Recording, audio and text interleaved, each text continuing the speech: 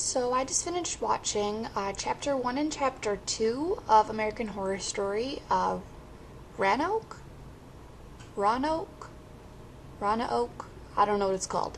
The one with the documentary style horror flick.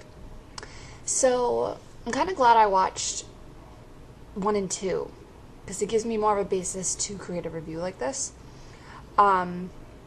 The fact that this is much different than any other American Horror Story is kind of interesting. It's very intriguing that it's different. And I like that it's different. It kind of almost draws you in more, and it keeps you more engaged, not by the fact that it says based on true events, whatever, inspired by true events, or whatever it is that it says in the beginning.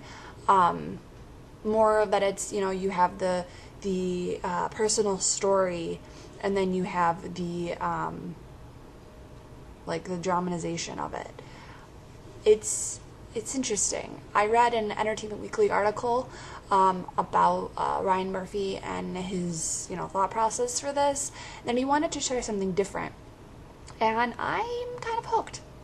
I knew it would take me more than the first episode to really get hooked, and I'm hooked. I'm also a diehard fan to the American Horror Story franchise, series, to the series. So, of course, I'm going to watch it, or at least give it a shot. The only series is like a kind of an FYI that I couldn't watch or didn't watch was the vampire one. I think that was either 3 or 4, I forget. I couldn't. But this one is very interesting. I like that it's a documentary style. I like that you have the different characters kind of giving their side, and then you show it. And I like how they're not the same character, in that the one telling the story isn't the same one who's showing the dramatization of it. I kind of like that. So, I mean, it shows that it's, it's not the same. It is an event. They are showing the event. A couple things I have to comment on. Like I said, I'm a week behind in updating this in terms of doing a review right after it's over. So don't expect a review right after it's over, probably the week after, because that's how I'm going to do it. Basically, number 1, big scary house. I understand all these shows are in a different world, or in a different, it's the world that we live in now, but maybe a different year or a different era or whatever the case is. Any basis on a giant house that is in the middle of nowhere, there has to be a few questionable things about it. You'd think, beautiful house. It was a beautiful house. They showed, the different things and them kind of walking around in the daylight and wow, we love this house. We want to buy this house. I would be in the same boat. I'd also be leaning towards on the fence of, oh my gosh, big old house, lots of creaky noises, lots of scary things I have not observed, all the different, rooms in the house. I don't know where everything goes. I'm going to freak myself out in this house. Just saying.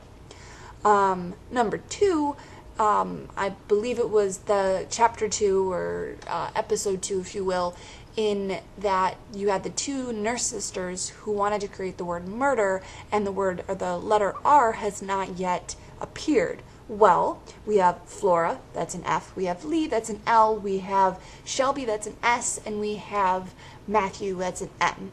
I'm pretty sure all of them are safe. Just saying. The writer guy that Shelby and Matt saw the video of, I think his name was Robert. I didn't catch it, and I didn't rewind it to want to catch it, so I'm going to go with that is his name. So he's the R.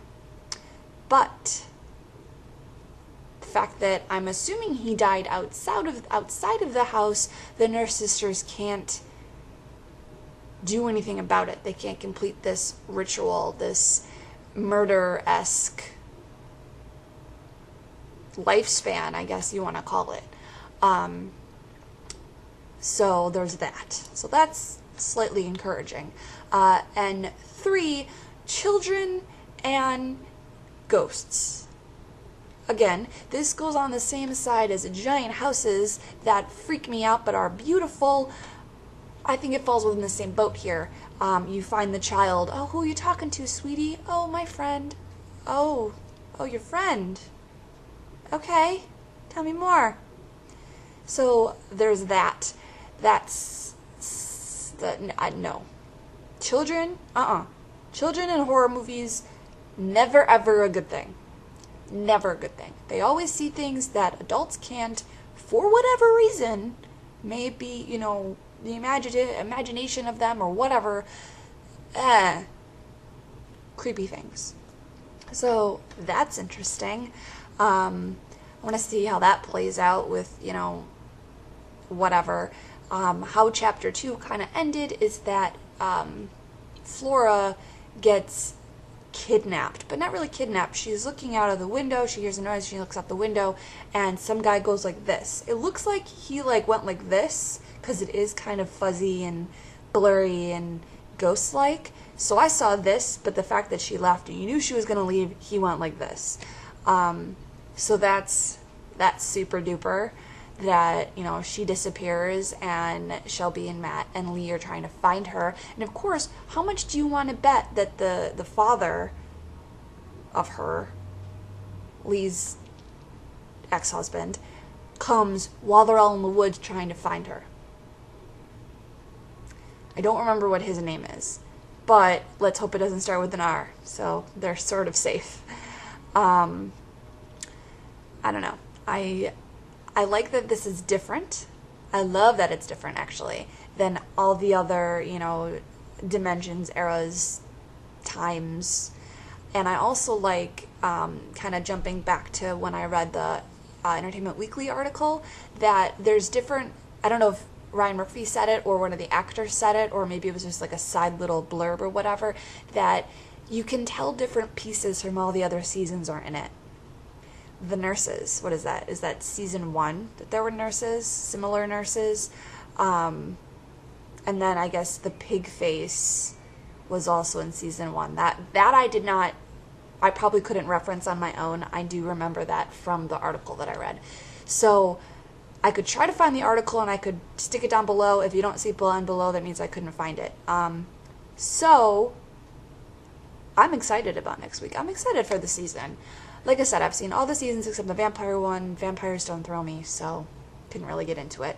But this one, I'm excited that it's very different and that it's very documentary, mockumentary-like. So, yay.